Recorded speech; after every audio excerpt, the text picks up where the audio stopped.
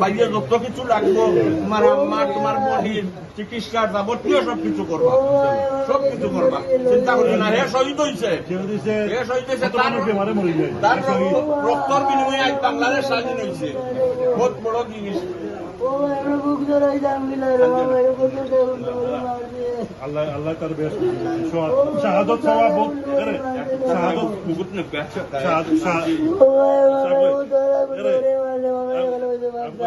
শহীদ হওয়ার লাগি মানুষ দোয়া করে। শাহাদতের মর্যাদা সবচেয়ে বড়। সব মরিজি মু শাহাদত হইতাম, শহীদ হওয়ার ভাগ্য নাই, শহীদ হওয়ার ভাগ্য নাই। শাহাদত হইছে, শহীদ হইছে, দেশের এই বাইরে এখন যদি মারে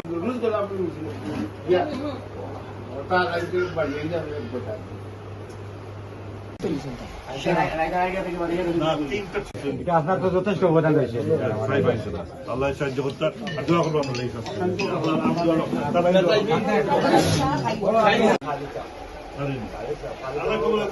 তো বেহস্তি পাবে, জানি কোনো মনোকষ্ট নিবে না, জানি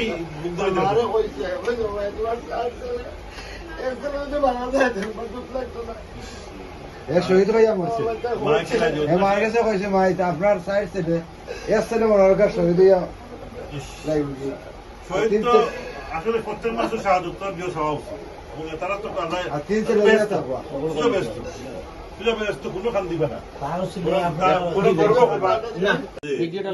লড়াই করতে হইলে, যুদ্ধ করতে হইলে, যেভাবে বহিঃশত্রু যদি দেশে আক্রমণ করে আমরা সবাই জান দিতে হইব, ঠিক না?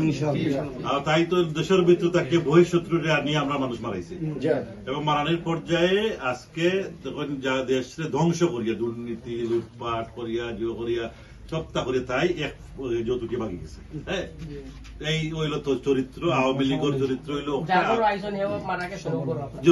তাজউদ্দিন লাগে আইসি আল্লাহ তাজউদ্দিনের বেশ নসিব হোক, এবং তারা মারিয়া আমরা বহুত মার বুক খালি করা থেকে বাঁচাইয়া দিলেছি।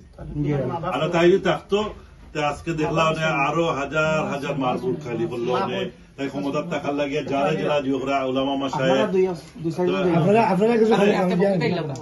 উলামা মাসায়েখরে মারছে, 7 বছর তার বাদে কোটা আন্দোলন লইয়া মারছে, ছাত্রদল নিরাপদ সড়ক লইয়া মারছে, আর বিএনপির তো গুম ইলিয়াস আলী থেকে লইয়া কত যে কতরে মানুষের গুম করছে, হত্যা করছে।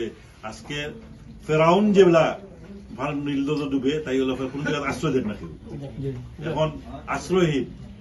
এই অবস্থায় আল্লাহ তার চাইলে শাস্তি দিচ্ছেন। তাই এই যে অহংকার, এই যে দম্ভ আছিল, যে অহংকার আমার কেউ ফেলাইতে পারতো না, এত বড় কঠিন মানে আজকে কত মূর্তি বানাইছেন, সব মূর্তি মানুষের ভাঙ্গিয়া এই অবস্থা। তবে একটা অনুরোধ করবো, যাতে যেটা গোটার তো ঘটে গেছে, এখন এই দেশ আমরা তারা সব বাকি গেছে, তারা দুশো রকম আওয়ামী লীগ যারা দীর্ঘদিন আমরা নির্যাতন করছে, মামলা দিছে, থানার দালালি করছে, থানার গিয়ে লিস্ট দিছে, এই সমস্ত দুষ্কৃতিকারী হল এখন বাকি গেছে। কিন্তু তারা বাড়ি করে তারা মা বই না শুনি, এই বাড়ি করে কেউ হামলা করবে না, মা বইনের কোনো দোষ নাই, ঠিক না? দোষ হইল যারা করছে তারা দোষ। আর হইলো আমরা সংখ্যালঘু ভাই হল যারা হিন্দু আছে, তারা বিভিন্ন ধর্মাবলম্বী আছে, এরাও আপনার ভাই, এই ভাই হল তারাও আমরা লগে এই আন্দোলনের শরিক আছি, তারা এই যুদ্ধ শরিক আছি।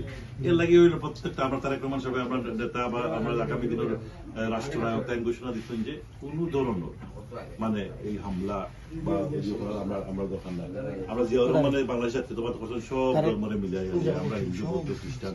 আর যে আমরা যেসব বাচ্চাদের যে জান দিচ্ছি এরা আহত হয়েছে, যারা এরা কিন্তু একটা স্বপ্ন দেখে আহত হয়েছে, কারণ কিন্তু তারা চাইছে যে একটা অসাম্প্রদায়িক বাংলাদেশ এবং একটা বৈষম্য, কোনো বৈষম্য থাকতো না, কোটা লেগে করছেন কোনো যেও থাকতো না। এই আন্দোলনে তারা শহীদ হয়েছে, বুক ফাটিছে। আমরা ছোট ছোট মেয়েরা, আমার বাচ্চা মই তো সারা হতো কিনে মুরাদে হইলা যে মেয়েরা এই সাহসী মারা আগে হয়ে গেছে, মা কইছেন যে বাবা ফানি নে যা যুদ্ধ আগে হয়ে দিচ্ছে।